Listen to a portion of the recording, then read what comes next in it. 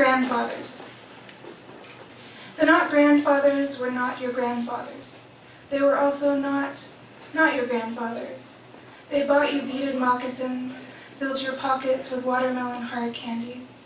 The not grandfathers appear variously in photographs with the other grandmother, looking like men who loiter in Tim Hortons on Sunday mornings. They wore cardboard trousers, pen protectors in breast pockets, liver spots on forearms. The not grandfathers were rented from other families, rewound and returned. One summer, 2 not grandfathers fought in your driveway. Another asked you to call him Lionel. Those marshals of confusion commanded pickup trucks and temporary carrots in the garden. Old orphans dangling outside the family on every greeting card occasion, not sure whether or not to touch you.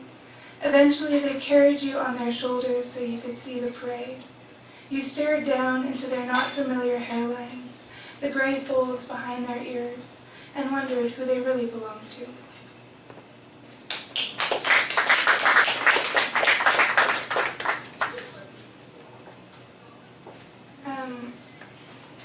So the next poem I'm going to read is about math anxiety. When I was a kid, teachers made us do these things called mad minutes, in which you had to complete 30 multiplication tables in under a minute. It was really nerve-wrenching and awful, and at the beginning of this poem you can see an excerpt from one of these math problems. Mad minute. Can she finish it in under a minute? Can she 4 times 6? Can she finish it? Can she see that man through the window, legless from where the wall hits? Can she finish it in a minute? Is the minute ticking? Is the minute's red pressure ticking in her ears and the skin of her neck?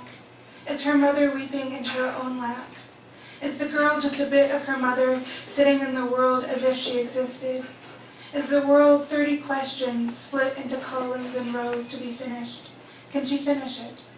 Can she smell the hamster rotting on its wheel?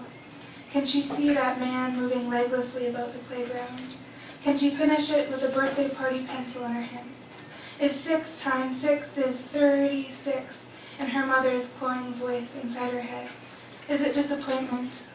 Is the man multiplying her mother's fears, moving leglessly beside the play structure?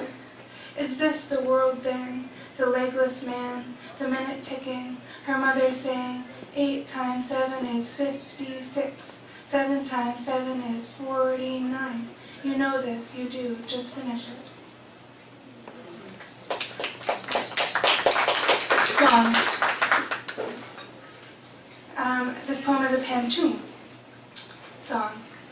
Outside my window, seagulls and crows continue the discourse on language, insisting it need not be beautiful to be song.